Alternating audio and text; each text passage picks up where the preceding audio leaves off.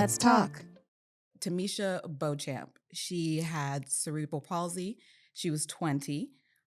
She was at home with her family. It was 2020, so it was in the middle of the pandemic. It was summer of 2020. It was. But she was having trouble breathing. And so they call 911. The EMTs show up, and they, after some time, pronounce her dead. Then she's sent to the funeral home, straight to the funeral home. They unzip the body bag. And she wakes up gasping for air. She's alive. She's alive. She was already breathing. Her eyes were open and she was gasping for breath inside of the body bag. They rushed her to the hospital, but 2 months later, she passed away. Yes. See. Okay. So there's a lot of questions I have on this one. Yeah. So many questions. My first is, how do you pronounce her dead at the scene? And what they had done, which I do know that this is not uncommon to call the ER and talk to a doctor for whatever reason. You need assistance, you need whatever. But the doctor is the one who pronounced Timesha dead. Without even being in the room. How does that happen? Exactly. I need someone to explain this. An EMT, a paramedic. I need you to explain this because if you're not at the scene, you can't see the physical condition she is in. You can't hear it. Like all these senses that you rely on to diagnose her or help her. Right. You were like, over the phone, go ahead and call it. Like what? Because I was reading and it said that she was declared dead based on real-time medical data, including heartbeat and breathing. So the EMTs had to communicate that to this doctor. But the EMTs are trained to be able to pronounce someone having passed away. Like, I don't understand why they weren't able to do it. Exactly. And why the doctor had to do it, who was not even looking at her. Yeah. Wasn't even in the room. So that's another one. But also, how traumatizing to wake up in a body bag. You don't know where you are. Your support system that you know is gone. And then you're just breathing. She was having trouble breathing before she lost consciousness. Oh my God.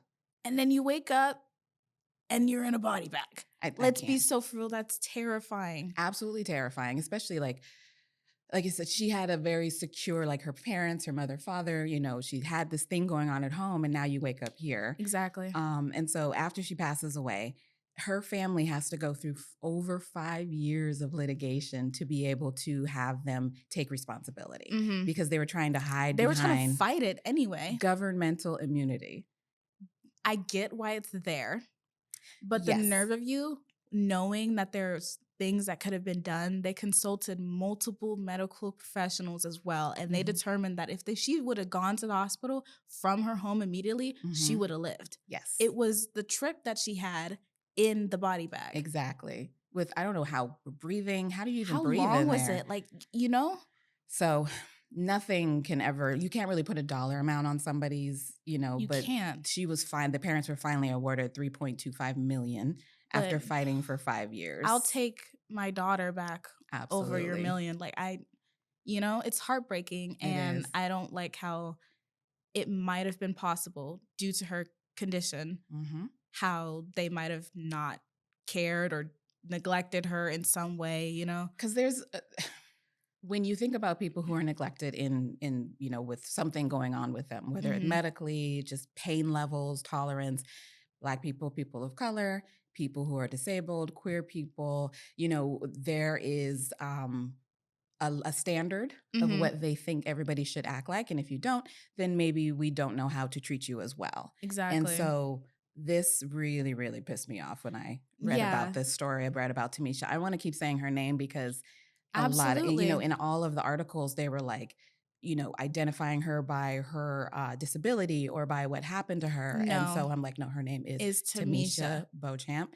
And this should never have happened to her. It never should have happened. Yeah. So I really, really, really, if we have any medical professionals, EMTs who are watching this, it's like, how does this happen, first of all? And how is someone pronounced dead when the person pronouncing them is not there? Is not even in the room. Yeah. I don't think that even makes any sense. It does not. I don't think there's any form of explanation that could fix that and how I feel about that, but that's insanity. Absolutely. So please let us know. Horrible. And like, come on, the medical industry, let's do better. do better, you know, for how much school that you make these people go through. I feel like different levels of treatment and how to handle different patients should be like a no-brainer. Absolutely. You know?